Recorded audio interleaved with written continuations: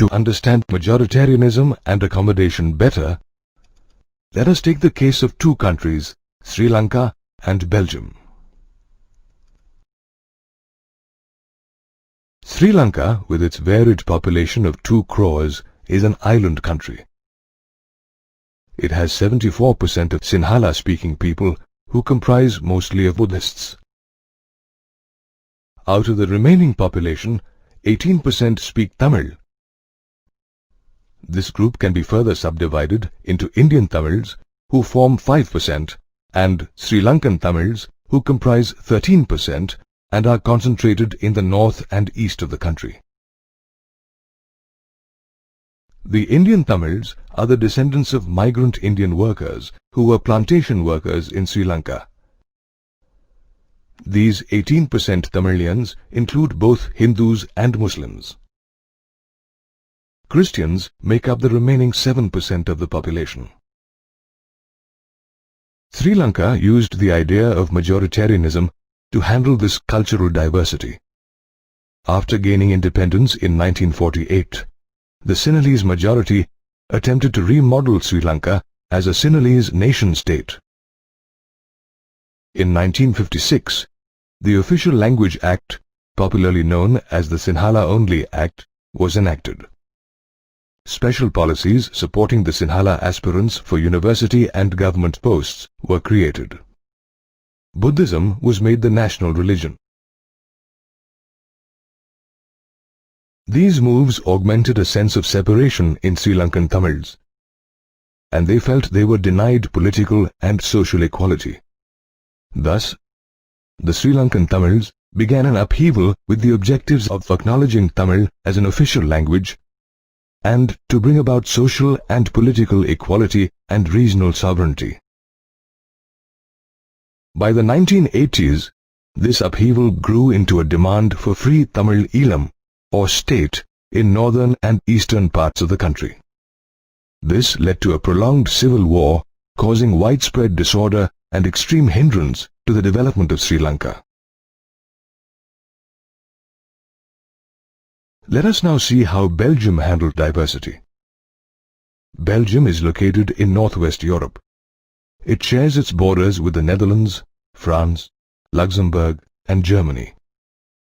Out of the total population of around 1 crore, 59% speak Dutch and live in the Flemish region. 40% speak French and are settled in the Wallonia region, and 1% speak German.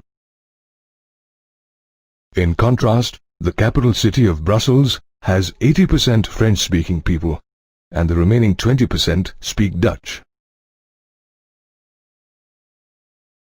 The French-speaking minority in Belgium were wealthy, and the Dutch community hated this, leading to tensions during the 1950s and 60s.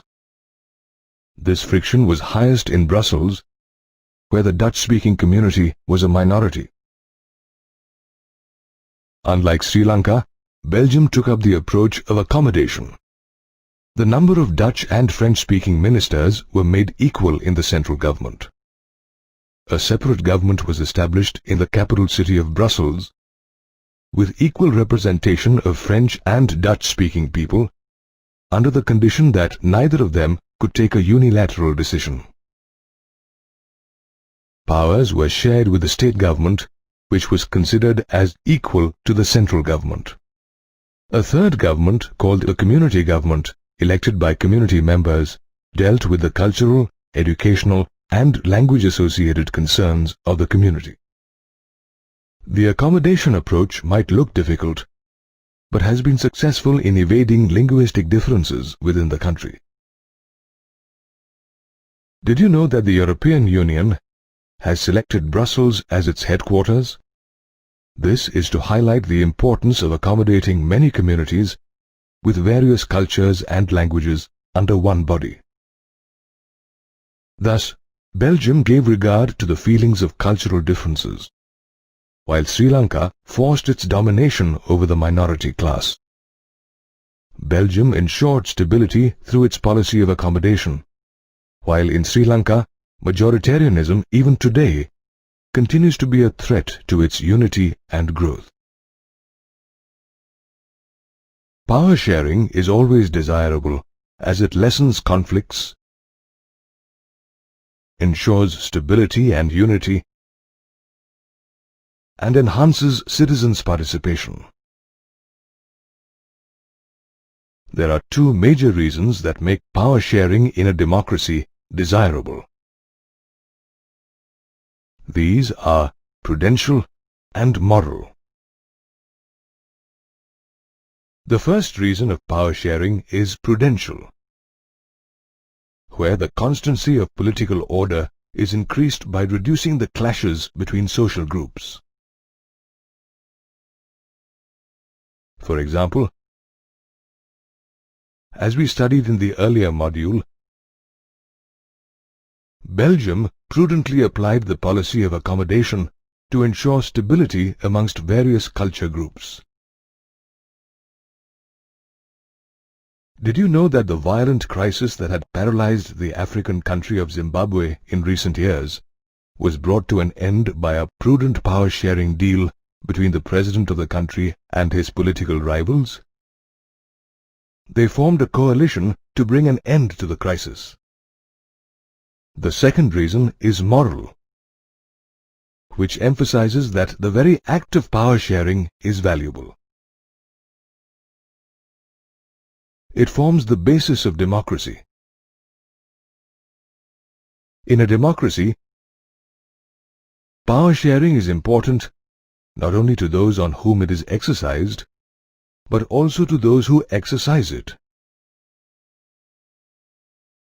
Under moral power sharing, the government becomes legitimate, responsive, and responsible towards the people, as they are the source of political power. Power sharing can take many forms, but there are four most common ones. The first is the power sharing among different organs of government, such as the legislature, executive, and judiciary. This is called the horizontal distribution of power. Each organ, which holds parallel positions, checks the other, resulting in a balance of power among different institutions. This is also called a system of checks and balances. Power sharing in governments can also be at different levels. This can be national, state, or regional government. It can also be a self-governing body like the panchayats in rural areas and municipalities in urban areas. This higher and lower division of power is also called the vertical division of power. Power sharing in India is not limited to the government, but also present among different social groups, including linguistic and religious groups.